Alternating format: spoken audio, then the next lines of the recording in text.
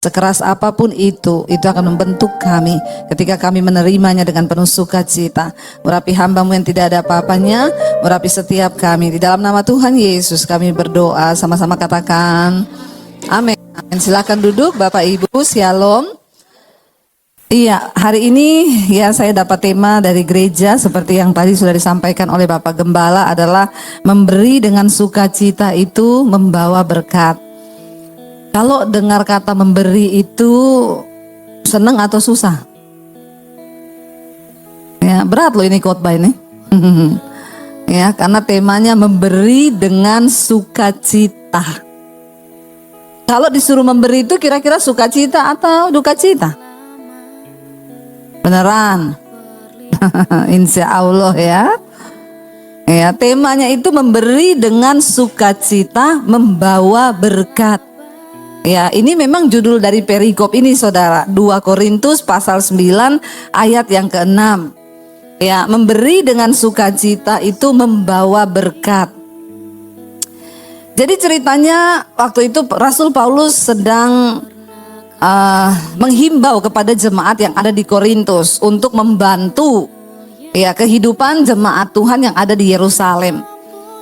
Para hamba Tuhan dan orang-orang kudus ya, mereka yang berkesusahan. Ya, dan Rasul Paulus memberikan nasihat kepada jemaat yang ada di Korintus ya. Dia berkata begini saudara, ayat yang ke-6 ya, dan ini juga adalah perkataan Tuhan Yesus. Camkanlah ini apa? Orang yang menabur sedikit akan menuai sedikit juga, dan orang yang menabur banyak akan menuai banyak juga. Ayat 7, hendaklah masing-masing memberikan menurut kerelaan hatinya, jangan dengan sedih hati atau karena paksaan, sebab Allah mengasihi orang yang memberi dengan sukacita. Saudara, dikatakan di sana yang tadi ayat 6 cukup jelas, coba kita kembali lihat. Camkanlah ini, orang yang menabur sedikit orang yang menabur banyak akan. Jemaat itu maunya menuai banyak atau sedikit? Tapi menaburnya maunya sedikit atau banyak? Jujur, gak usah dimanis-maniskan. Kalau menabur maunya sedikit atau banyak? Yang ngomong sedikit angkat tangan. Yang ngomong banyak angkat tangan. Yang bingung angkat kaki. Ya, kita kalau bisa kita ganti ayat ini, ya Pak ya? Ya, camkanlah ini, orang yang menabur sedikit akan menuai banyak. Kalau bisa sih begitu lebih enak toh? Ya Pak ya? Ya, kalau bisa lebih enak gitu Bu, menabur sedikit menuainya. Tapi itu tidak mungkin, mimpi kali ya. Ayat ini berkata orang yang menabur sedikit pasti akan menuai. Yang ditabur sedikit kok. Maunya menuai banyak. Ya, kalau mau menuai banyak ya maka harus menabur banyak. Ini prinsip firman Tuhan loh saudara. Kenapa banyak orang hidupnya tidak diberkati? Karena kalau sudah ngomong menabur, waduh berat itu. Dan kita suka ganti-ganti ayat firman tadi. Ya, camkanlah ini, siapa yang menabur sedikit akan menuai banyak. Ya, itu kita suka begitu. Padahal firman Tuhan itu ya dan amin. Kalau kamu menaburnya sedikit, maka menuainya juga sedikit. Kemarin ada satu orang ya, dia terpilih menjadi wakil rakyat di salah satu daerah. Ya, dulu minta didoakan juga sama kita saudara. Saya tanya gimana Pak? Dia bilang, wah puji Tuhan Bu, sekarang kami bisa pegang 500 hektar sawah. Ya, karena puji Tuhan pemerintah yang sekarang ini menggalakkan untuk swasembada pangan. Dia bilang, saya turun ke petani Bu, selama ini tuh petani, ya mereka itu menerima hasil sedikit. Kenapa? Ya karena dibelinya dari tengkulak juga harganya ditekan. Jadi mereka itu untuk beli bibit, ya dia beli bibit yang murahan. Padahal kalau murahan itu hasilnya jelek. Sudah begitu nanti ketika sudah ditanam mereka nggak mau keluar duit lagi untuk pemupukan.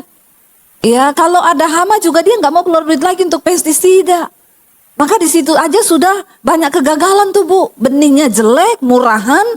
Ya dia nggak mau basmi hama, dia nggak mau kasih pupuk yang bagus, hasilnya pasti jelek. Jadinya mereka dapat sedikit. Nah dia bilang waktu saya turun, saya mendengar keluhannya para petani, mereka mau jual sawah. Ibu tahu di daerah semua petani mau berlomba-lomba jual sawah. Kenapa? Karena kasihan 6 bulan mereka menanam, hasilnya itu tidak sebanding dengan capeknya. Harganya ditekan oleh para tengkulak. Puji Tuhan hari-hari ini pemerintah lagi menggalakkan untuk swasembada pangan, jadi diperhatikan nih para petani. Lalu dia bilang kami masuklah Bu dengan menawarkan, ya kami membawa bibit nih, bibit unggul, yang kami bawa ini bibit unggul, ya dan kami tawarkan ke petani untuk, ayo ya petani kamu nanam aja. Nanti kami yang akan kasih kamu bibit yang terbaik. Untuk pemupukan juga kami kirim orang dari insinyur pertanian yang ngerti. Untuk juga pestisidanya juga kami kirim orang dari pertanian yang tahu. Jadi petani cuma nanam dan rawat toh. Dengan perjanjian bagi hasilnya 30-70. Dan dia bilang, Bu petani itu senang banget. Kenapa? Hasilnya yang mereka tuai sekarang itu jauh berkali lipat daripada yang dulu-dulu. Ya, memang kalau orang mau menuainya banyak, maka ada harga juga yang harus dibayar. Benihnya itu harus benih yang terbaik. Benih unggul. Sama-sama nanam 6 bulan, kamu tanam benih yang jelek, ya hasilnya pasti jelek. Harganya tidak bagus. Ya, jadi kalau mau menuai hasil yang bagus, dapat untung yang banyak, perhatikan benihmu. Harus berani bayar harga beli benih yang mahal. Menabur banyak akan menuai banyak. Tapi semua orang itu ingin menaburnya sedikit, menuainya banyak. Kalau bisa benihnya yang jelek-jelek aja. Yang murahan aja dikasih benihnya. Ya, ya memang menuai saudara. Tapi rugi, udah kerja 6 bulan. Ternyata menuainya tidak seberapa, rugi di tenaga, ya bahkan nggak dapat apa-apa, makanya mau dijual sawahnya. Ya, ini terjadi dalam kehidupan kita sebagai orang percaya. Ya uang itu sangat sensitif saudara, dan berhati-hati memang. Ya, tapi Alkitab sudah kasih kita cara untuk hidup diberkati. Orang yang menabur sedikit akan menuai sedikit. Yang menabur banyak akan menuai banyak. Dalam hidup ini waktu kita terima duit, ingat itu ada benih, ada roti. Kalau yang bagiannya roti silakan kamu makan. Tapi yang bagian benih harus ditabur. Orang Kristen dimakan semua. Benih dimakan, roti dimakan, sakit perut itu. Ya. Yang ada kita harus buang uang lagi untuk rumah sakit karena semua kita makan. Hidup ini saudara akan berjalan, kita kan mau ikut firman Tuhan nih. Amin apa amin?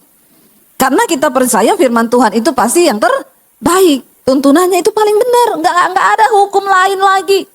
Di dunia ini yang lebih benar dari firman Tuhan. Apalagi hukum dunia. Orang ekonomi, pakar ekonomi berkata kalau kamu pengen diberkati, keluarkan yang kecilnya. Ya tabung sebanyak-banyaknya. Ini aja udah bertentangan saudara. Di sini dikatakan camkan ini orang yang menabur sedikit akan menuai sedikit juga dan orang yang menabur banyak akan menuai banyak juga. Hendaklah ayat 7 berkata, masing-masing memberikan menurut kerelaan hatinya, jangan dengan sedih hati atau karena paksaan. Sebab Allah mengasihi orang yang memberi dengan sukacita. Kemarin ada yang tanya sama saya gini, Bu, ya kan kita ngobrol sharing ya, makan bersama waktu saya pelayanan di Surabaya. Beberapa teman pengusaha ngajak kita makan. Kita share tentang poinnya ini saudara, menabur. Lalu ada seorang pengusaha yang tanya sama saya, Bu ngertinya itu benih gimana caranya? Saya bilang ya Alkitab udah atur, nomor 1 itu 1/10 dulu. Nggak usah cari ayatnya di perjanjian baru mana 1/10. Nggak usah tanya, memangnya di perjanjian baru masih boleh perpuluhan. Saya mau bilang saudara, semua yang kita lakukan dengan iman, pasti Tuhan perhitungkan. 1/10 itu sebenarnya hanya latihan. Ya, kalau 1/10 aja kita nggak bisa kasih, apalagi 50%. Padahal kita tahu semua berkat yang kita dapat 100% itu dari Tuhan dan milik Tuhan. Ya, Tapi orang dicari-cari lagi ayatnya. Saya bilang, Bapak nggak usah nanya-nanya begitu. Ya paling kecil yang dari zaman perjanjian lama Alkitab sudah atur, benih itu 1/10 dulu Pak, keluarin itu. Itu bukan milikmu loh. Itu milik Tuhan untuk apa? Untuk hamba-hamba Tuhan, untuk orang-orang yang nggak bisa makan. Ya, itu dulu keluarin. Itu latihan, saudara. Kalau kita ini latihan begitu aja nggak bisa, ya sudahlah, jangan mimpi hidup diberkati. Ya mungkin akan dapat duit, iya, tapi keluarnya juga banyak. Ya, nggak anak sakit lah, nggak inilah, nggak itulah, nggak inilah, nggak itu. Orang tuh kalau dalam uang belum beres dengan Tuhan, pengeluaranmu banyak, saudara. Belalang pelahap. Ya, itu yang Tuhan bilang. Kita latihan dulu di situ nih untuk menabur. Kita latihan dulu di situ nih untuk menabur. Ya, dan ingat yang pertama ada benih, ada roti. Yang kedua, saudara, untuk bisa memberi dengan penuh dengan sukacita, kita nih harus berdamai dulu dengan diri kita sendiri dan harus selesai. Pandangan kita tentang uang itu harus benar dulu.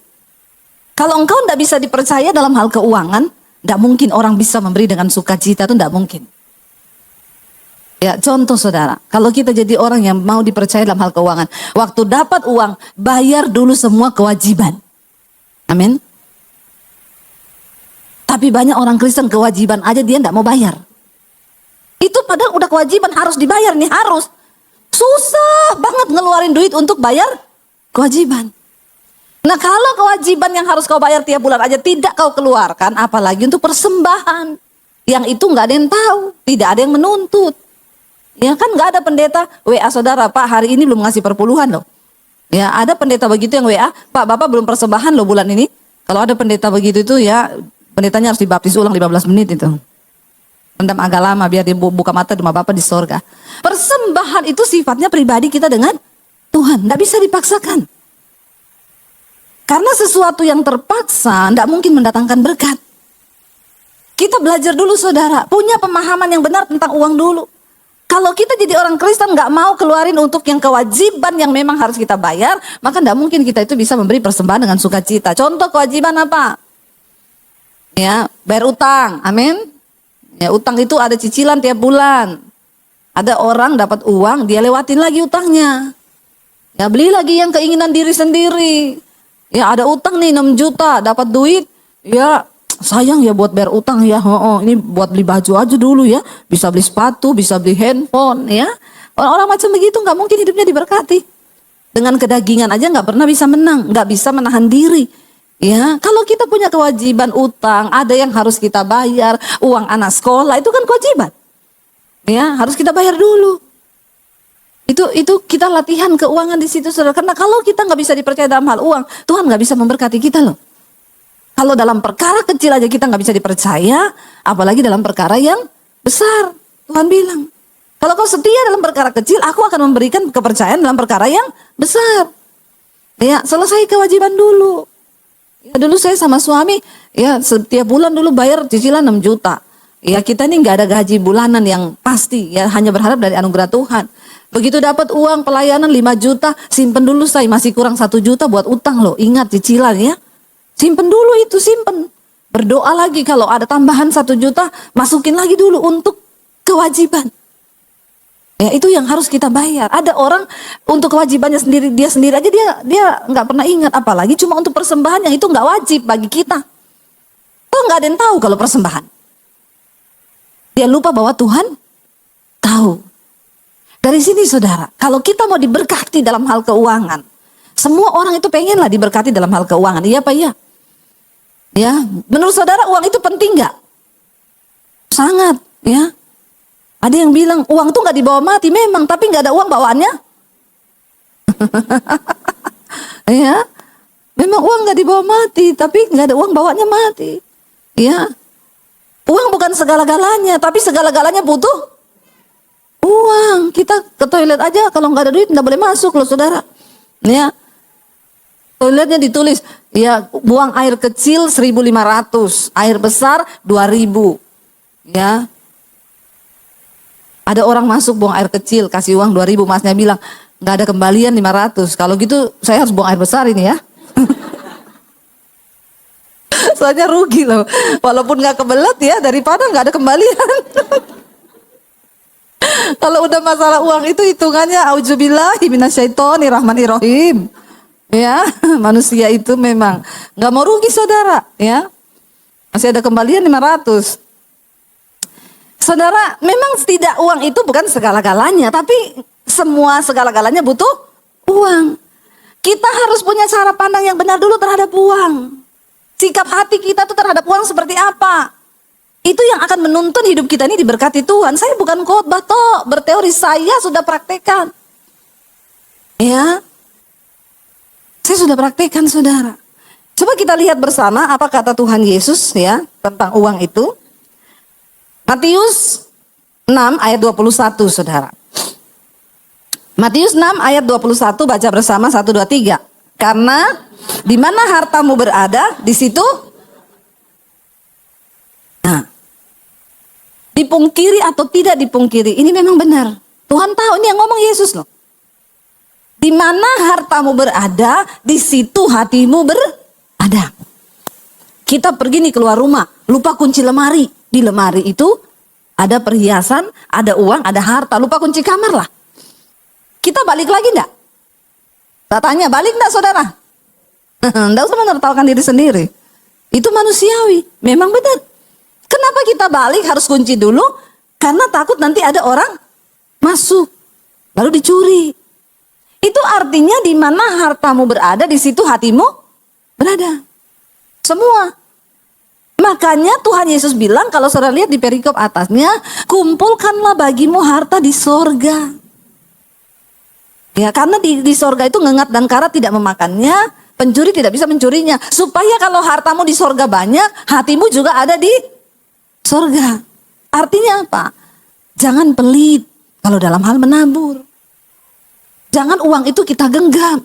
Yesus berkata di ayat 24 saudara. Matius 6 ayat 24. Baca bersama Matius 6 ayat 24 saudara. 1, 2, 3. Tak seorang pun dapat mengabdi kepada dua tuan. Karena jika demikian, ia akan membenci yang seorang dan mengasihi yang lain. Atau ia akan setia kepada yang seorang dan tidak mengindahkan yang lain. Kamu tidak dapat mengabdi kepada Allah dan kepada Mamon. Yesus mensejajarkan dirinya Allah itu dengan uang. Satu-satunya yang disejajarkan di Alkitab antara Allah itu dengan uang. Gak ada yang lain. Berarti betapa berbahayanya uang itu. Kalau orang di dunia ini tidak cari Tuhan, tidak menomorsatukan Tuhan, maka sudah pasti dia akan menomorsatukan apa? Uang. Karena cuma ini yang bersaing di dunia. Allah dan Mamon.